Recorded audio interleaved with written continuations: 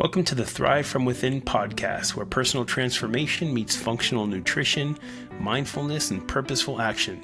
I'm Dr. Alexandro, and this is where we explore how to align, thrive, and become more from within.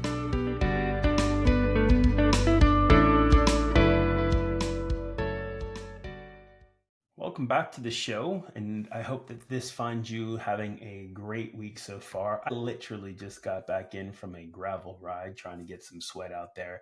It is warming up in Central Oregon, and you've got to do what you need to do so that you can beat some of the heat. Luckily, we'll come into a little bit of a cool down. Anyway, here we go. We're diving into that 3-part series that I've been talking about. And in that part 1, we're going to dive into soil depletion and how that impacts our health on so many different levels. So a little bit of a background. I've got a handful of mentors, and 2 of them in particular. Since day 1, I've heard them use these quotes. They have stuck with me through the years. And I think it really spells out what we were up against. Number 1, you are not what you eat. You are what your body can do with what you eat. Let that one sink in for a minute.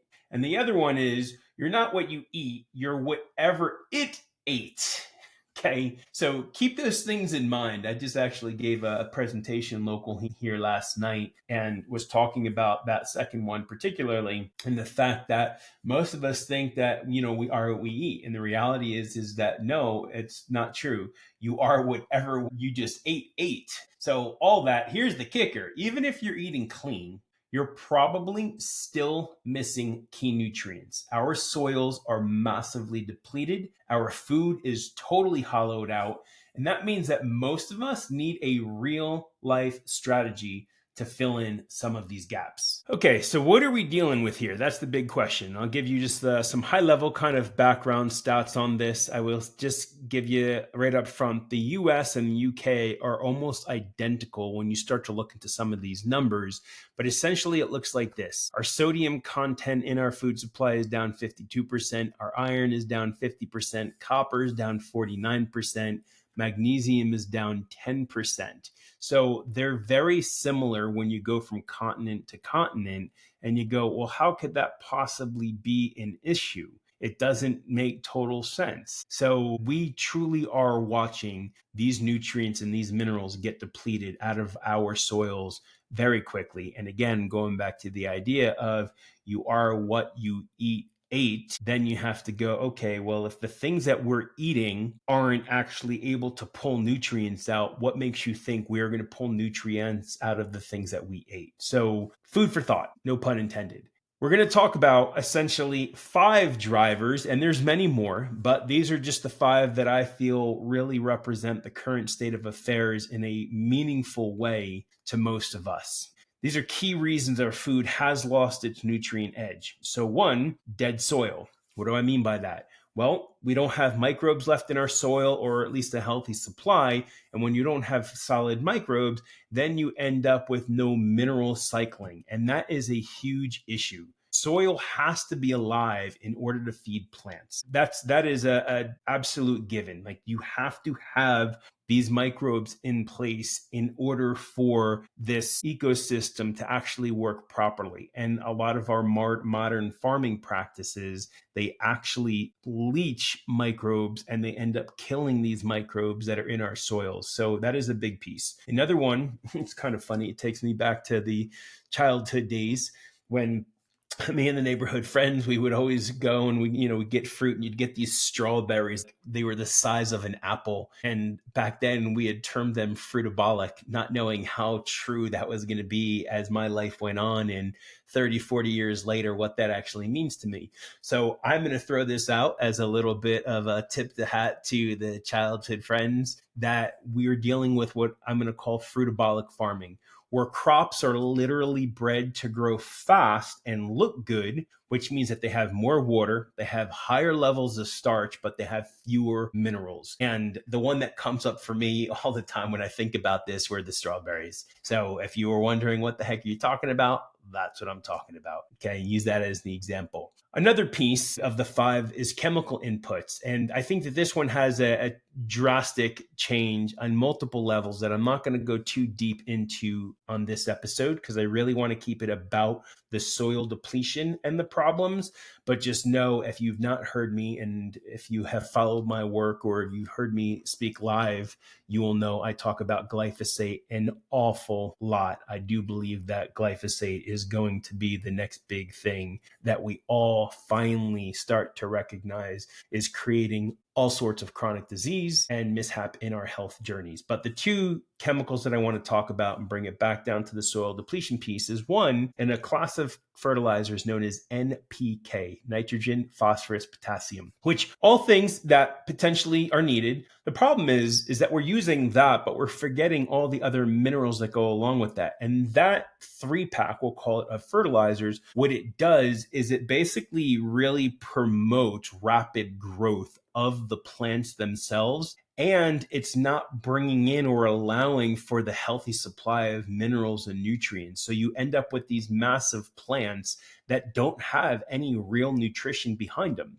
So that's the NPK fertilizer component. And then glyphosate. And again, I don't want to do a deep dive. Maybe that'll be a different episode in the future that I can unpack. If there's some interest in that, by all means, feel free to let me know in comments. But the glyphosate, the big thing as it pertains to this conversation is that it blocks mineral absorption in soil and us. I can't possibly throw out glyphosate and not give this. Not only does that do it in us, but one of the things is that glyphosate, now we know it creates what I'm going to refer to as a leaky brain. Most of you have probably heard this concept of a leaky gut and how important the microbiome is and all these pieces. Glyphosate can actually open up those tight junctions, and it can allow some of these things to actually get through the blood-brain barrier. Now, if you happen to be outdoors, or not even, if you get some kind of standard inflammation, you bang an arm, you bang a leg, something happens, what happens the next morning? The next morning you wake up and you have signs of inflammation. It's red, it's hot, it's swollen, it's tender,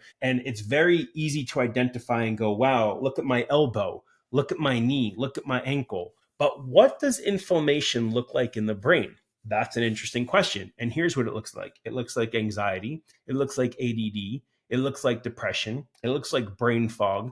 It looks like the inability to actually bring words out of your vocabulary, like things that probably the majority of us end up feeling we have some kind of a struggle with.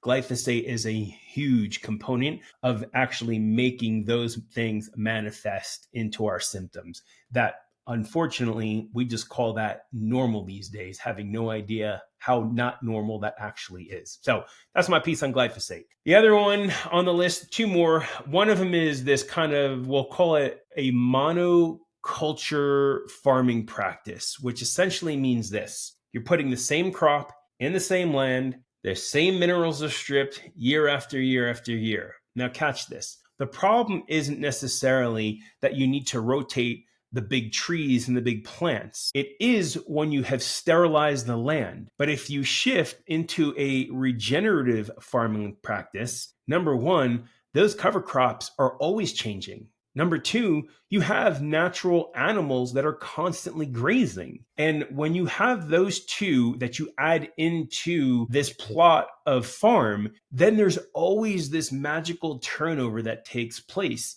How the animals interact with the land, the stuff they eat, the stuff they drink, the stuff they pee, the stuff they poop, it all comes back and it creates this extremely healthy environment. When you take off the animals and you take off the cover crops, you are left with this very sterile land.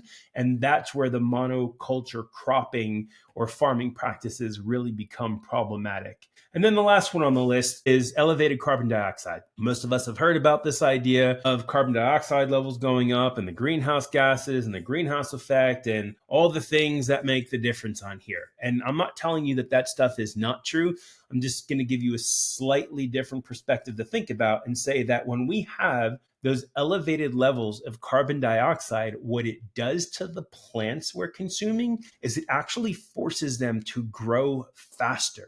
And part of that grow faster means that they now have a much higher sugar content, they have a much higher starch content, they have lower protein, and they for sure have radically reduced minerals, all things that are no bueno. So just as a where are we going, high level, that's what I want to give you guys to at least think about upfront. So here's the big takeaway in that opening piece. These things don't just add up. It's not like one problem plus one problem equals more problems. They actually compound. And the relevance of the compounding of these problems, that's what's showing up in our labs. That's what's showing up in our symptoms, and that's showing up in our fatigue. So you've heard me, especially on this channel, that even if you're doing the right things, you're taking the right stuff, you're seeing the right people, you're doing the right workouts, and you're thinking, man, like what's going on? Why am I not creating the health that I want to create?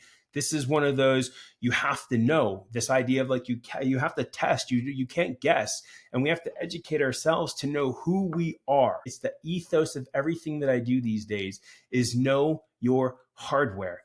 And that's going to be an in and an out piece. It's not just, do the labs and the testing, but it's also knowing what it is that you are consuming. So I want to unpack a couple of these things a little bit deeper, nothing crazy, but right off the bat, let's talk about this idea of the fruitabolic farming. I literally just came up with that as I was writing the cues for this episode. So that huge tomato that tastes like nothing, that's kind of not on accident is what I'm going to tell you. Bigger does not mean better. Can we just get that out there? You go to the local farm stand and you see all this big voluptuous fruit and vegetables. It does not mean that it's necessarily a better thing, but what it does mean is that there's actually probably more water and there's probably more starches in there. And for those of you that are watching your carb intake, these are things to be mindful of. I will tell you that my eating pattern, and it's the one that I recommend most to patients that I work with, is that the predominance of your carbohydrates should be coming from fruits and vegetables. But I am not talking about this. This would be an overconsumption of those starches. I'm talking about naturally occurring, not man-made or added to food consumption. So think about that. Our nutrient per gram has tanked since the 1940s. And that's really the big takeaway is everything we're taking in, it does not give us nearly what it once did. Rising carbon dioxide, we've already mentioned, brings in much more sugar, leads to a great decrease in density of the nutrients in that. Your flavor should be your first signal. If it's bland, it's likely underfed. That is a great takeaway for how you can determine baseline where your foods are. If you're taking in fruits and vegetables and your food tastes bland, you probably start to throw up at least a yellow flag going, this might have come out of soil that has been underfed. A little bit of a bonus here, and you know me, I'm more about really poking the bear, so to speak, to get you thinking differently. But let's just talk dried fruit real quick, because there is this dried fruit deception taking place that I have seen. Generally, don't eat dried fruit. It has way too much sulfur if it's packaged, and that ends up creating a histamine problem. So if you're somebody who tends to struggle with, quote unquote, seasonal allergies, despite the fact that your season now is 12 months long, and you're eating a bunch of dried fruit, you might actually check that. You might have that going on in the background. All that said, many brands actually soak their fruit in sugar water before they dry them. And you think, really? Well, why is that? Well, flavor one, we're all addicted to sugar. But outside of that, when you do that, it actually adds a tremendous amount of weight because now they pull all the water out. They just infused all the sugar into the fruit, which naturally should be sweet to begin with. But it increases weight, and that increased weight allows them to boost the pricing. And essentially what you end up with is not more of the food and the nutrients, but you end up with just really expensive sugar. That's what you're buying when you were buying dried fruit. So something to keep in mind. Dive into this idea of the monoculture and regenerative farming practices that I mentioned on the intro piece. So again, monoculture being same crop, same field, it creates this idea of a selective mineral depletion. Imagine if all you did was eat the same thing day in, day out, and you did that for an extended period of time. Now, some of you might hit pause and go, sounds kind of like what I do with my dogs. True. This is a problem with dogs as well. This is why some of the work that I'm getting into now is actually looking at mineral imbalances in canines and also helping create a new dietary lifestyle for them. It's also the reason that probably 4 years ago now, I had switched our dogs to a totally different diet. Our dogs constantly rotate food in. They basically eat what we eat. And some people might think that that's crazy. But again, go back to this idea, same crop, same field is going to give you very selective mineral depletion. That's fine. The dog foods can add whatever they're going to add, but we are looking for diversity across everything. We want diversity in the land that we're getting our food from, and we want diversity in our diets. And if we don't have that diversity, we end up really pigeonholing ourselves into this selective mineral depletion practice, which is no good. So you end up on these farms who have done this.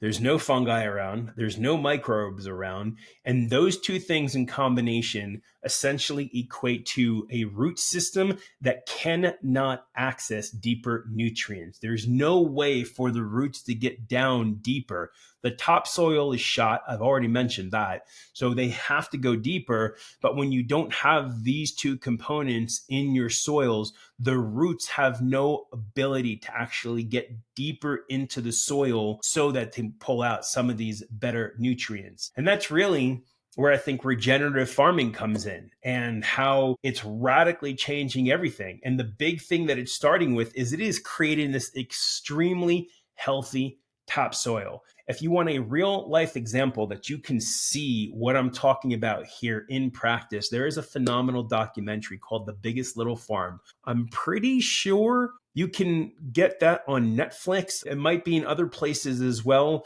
but it is totally worth checking out. It is done really, really well. And my takeaway from that and how this has a drastic impact in the idea of regenerative farming and what it does for the land. So number one, it creates, I've already mentioned this, but it creates this healthy cover crop. And that healthy cover crop is constantly changing. The animals create this rotational grazing pattern, and it really honors the synergy that takes place between the animals, the soils, and the plant. And that is the way that nature intended. I'll say that. So regenerative farms, really big deal. If you want to see this stuff in live practice and what it looks like, give that show a watch, The Biggest Little Farm. I think it will really, really highlight to you the importance of starting to make some different decisions about where you get your food. I have said this forever. If you've heard me on live talks that I do, you will for sure heard me say this. Sourcing is everything. Where is stuff coming from? It's hugely important. It's not just about rotating crops. More than that, it's about letting the land live as the way it was supposed to live. That is a key piece here. So let's move into one of the last of the big five that I want to dive into. And again, I've already unpacked this quite a bit, but we're getting into the chemical inputs. And the two particularly that I'm highlighting in this conversation is the NPK fertilizers, the nitrogen, phosphorus, potassium, and what that actually does. I've mentioned this before. It really is there to help plants grow fast. But in the process of doing that, it ignores the minerals, things like magnesium, zinc, copper. And for those of you, again, following my work, you will have heard me either write about this or even talk about this, but there are some minerals that are radically depleted through any kind of stress in our life. Magnesium and zinc are for sure two of them. So this NPK fertilizer that we're using on a lot of our crops, not only is it making things grow fast, but it's not allowing the absorption of things like magnesium, zinc. You can even throw copper into the bus for that as well. Glyphosate, aka its Roundup, I've already talked about that. Essentially what it does is it's its own chelator, meaning that it strips things out. It blocks mineral uptake in plants and people. And I said this in the opening piece, it's linked to this idea of a leaky brain just as strongly as it is linked to leaky gut. And maybe I'll end up doing something on glyphosate in a future episode, but just know, generally speaking, bad stuff, stay away from it. The other piece that I want to throw in just for a little bit more background on glyphosate is that it disrupts a couple of key enzymes. Those would be glutathione. And for a lot of you who are following other information in the health space, you will have heard that glutathione is kind of like the master detox element. So we are now causing a disruption in glutathione production. There's another one called cytochrome P450, and then there's another one called DAO. DAO is an enzyme where if you have some kind of histamine intolerance or a mast cell syndrome, you probably are struggling because of the DAO enzymatic problem. Now, here's the catch. You might also have some kind of genetic SNP that is creating the DAO problem. That was my story on how I was able to really get myself back onto this track of health years ago. Had no idea, had my DNA tested, was working with a practitioner who highlighted a couple of pieces, and that eventually took me down the rabbit hole of where I am today. But DAO is actually something that I keep on hand if I know that I'm going to be eating foods that potentially are going to create some kind of histamine imbalance in me. That is something I keep on hand. Likewise, I go out of my way to try to keep glyphosate out of my body. And it is a really hard thing to do, but it is possible to at least minimize exposure. And I'll talk about some of those ways here in a second. All that, remember, you're eating food that has been grown in soil. And if it can't feed the plant and your gut can't absorb what's left, then what do? That's the big question. It's crazy to think or even expect that foods we're eating that can't grow in soil because the soil can't give them nutrients, like how the heck do we think we're going to take those nutrients on? And for me, this is the real hard, fast reality of the world that we unfortunately live in these days. I'm going to say 99% because my assumption is that maybe there's a person out there who I have not met yet that doesn't need to be on some kind of regular supplementation. But the reality is that because of our farming practices, because of our air quality, because of our water quality, like we all at some point need to be on some kind of regular supplement so that we can put in the things that we're missing that we can't get out of our food supply. I'm not telling you that food doesn't come first. For sure, in my world, food is always going to come first. I'm just saying that you have to learn that you're also probably going to need to supplement smartly and recognize no matter how clean you eat, no matter how far off the tangent you go with trying to get these things in, it's really unlikely that you're going to be able to do it from just food alone. Caveat again, you always start with food first. So where does that leave us? This isn't like doom and gloom. My goal wasn't to necessarily leave everybody high and dry and say, man, now you're stuck up the creek. But what can you do? And let's just start off with some food-focused pieces first, being that that's what I just left off with. So right off the bat, I think you know your grower. This is where the local farmers markets come in big. This is where you have a conversation with those farmers. And don't just assume that because it's a farmers market that all of these people selling produce particularly are going to be out there using these practices. I would tell you that here locally, there's one for sure, maybe two farms that I actually would buy my produce from at one of those markets. I've spoken to these individuals. I actually might even have them come on the show in the future as guests when they're not in their busy season.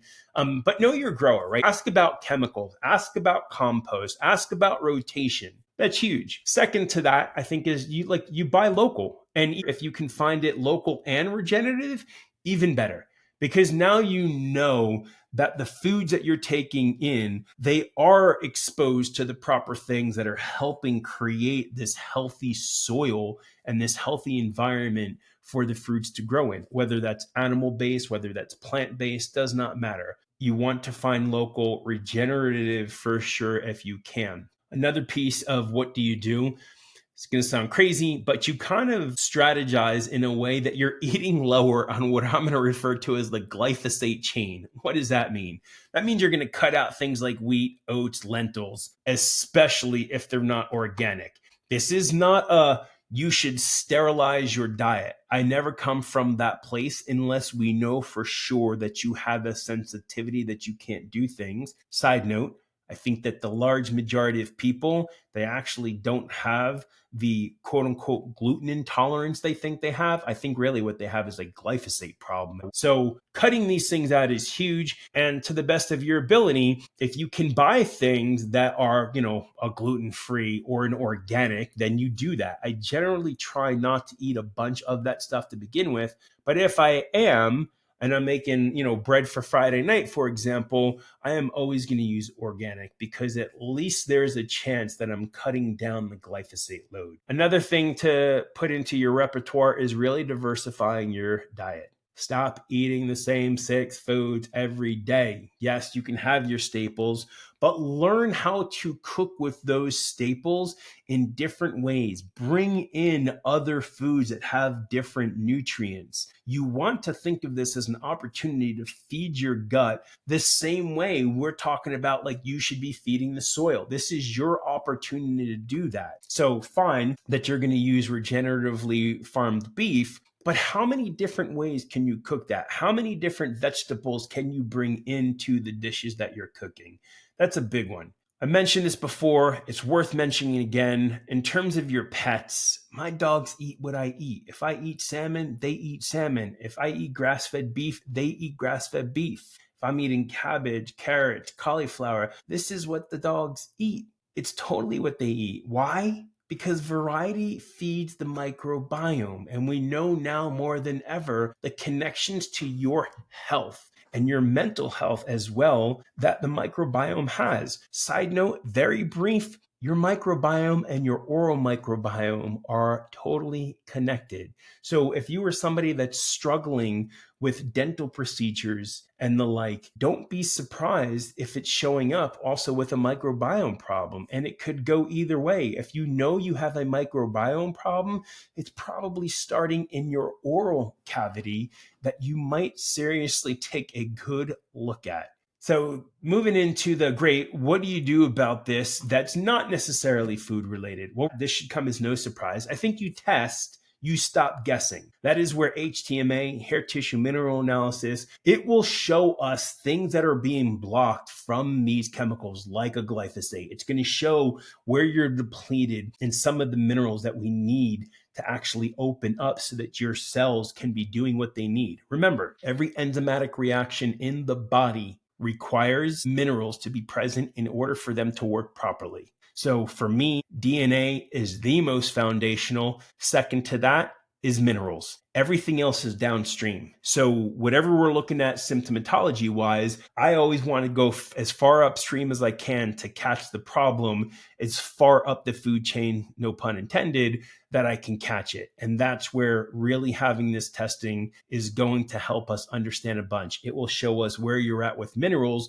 but that same test also gives me insight into what's going on with some of the toxins. What are the heavy metals that you have that are in your system that are also hijacking your mineral balances? I mentioned this before. You want to learn how to supplement smartly. Don't just stack a bunch of stuff because your friends were doing this, or you heard this social influencer or this person in public media, but you want to figure out where are you short, which goes back to the previous statement about test, don't guess. Run an HTMA test, get in touch with me if you don't have somebody local, and let's just figure out like once and for all, where are you in this current snapshot in time and start to get you back on a healing track. One thing that I use a lot in my treatment plans is a class of compounds called binders. And binders literally do that. They actually go in and they combine to these different products, byproducts we're talking about, and they can pull stuff out. There's a handful of them. There's a humic fulvic acid. There's something called zeolite. Pectin's another one. Activated charcoal's another one. But they can go in and they can start pulling out some of these toxins like the glyphosate. Humic fulvic is one of the best things that you can use to pull out glyphosate. And it is the reason why I put that into over 98% of the custom blends that I build when I'm working with people on their mineral rebalancing. Because for me, you have a glyphosate problem until proven otherwise. It's just that stuff is so widespread, unfortunately, these days. It's just the case of the world that we live in. But again, doing nothing is one thing. Being aware of it and actually making these changes changes the whole game in your favor. And then the last one that I'll throw onto this list is actually sweating daily. You're like, really? Yeah, because movement actually supports your detox enzymes. It actually increases mitochondrial health, and it does that through the production of glutathione and P450, which I'll take you all the way back to the beginning of this episode. And I said, hey, glyphosate actually inhibits the production of that. Well, guess what?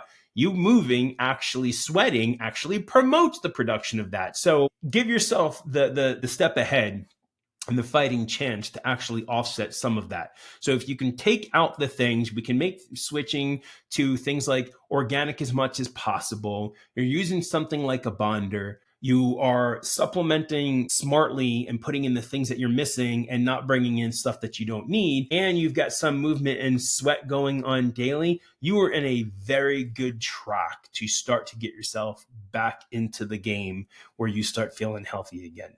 And remember, you can't fix what you don't measure, and you cannot detox if you don't move. That might be the biggest takeaway. If you write anything down or you remember anything out of this episode, it's going to be those two things.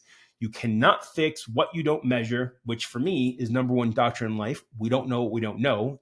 Other than that, we're guessing. And you can't detox if you don't move. Sure, you can sit in the sauna, but you will not have the same benefit of having some kind of movement and activity on a regular basis. And by that, I don't mean it has to be balls to the wall at like your anaerobic threshold of a workout. By all means, check into some of my other pieces on Substack where I talk about you can actually have this shift. It's actually going to be something I'm going to be pulling out here soon with some DNA work for athletes as well, and helping them understand that moving often doesn't necessarily mean that you're putting yourself kind of, in the cycling world, we'll say like on the bit. It's not you at 100%. As a matter of fact, there's plenty times where more is not better, best is better. And best really comes down to the bio-individuality of the unique individual. And there's ways that we can actually test that and measure that and help get you into a program that's truly regenerative and healing for your own unique person. So I want to close with this. We've covered this whole idea of the external food chain. So what's next? Well, next we're going to dive into some of the internal stuff. And on the next episode, in part 2 of this 3-part series, we're going to start talking about like real world detox and how you can reclaim some of that edge as we dive into air quality and how that impacts, which, because I'm in Central Oregon, I'm going to tell you is a near and dear topic, especially this time of year when we are just getting ready to hit forest fire season. Unfortunately, we had something that broke out a couple of days ago, the wind shift, and man, it was just like instantly overnight. The air quality drops radically. Luckily, that fire is not close to us. So, winds change within 48 hours and it's blowing out of our face now. But how does the air quality actually impact your health on levels that you actually might have no clue are taking place? Hope you guys have a great couple of weeks. See you on the next episode. Thanks for tuning in to the Thrive From Within, your journey, your way. If this resonated with you, I'd love to hear your thoughts. Connect with me and join the conversation over on Substack at the Proactive Pulse. You'll find deeper insights, tools, and reflections to support your journey. You can subscribe for free at proactivepulse.substack.com. I'd love to have you there. And if you know someone who needs this, share it forward. Until next time, keep aligning, keep thriving, and keep becoming more from within.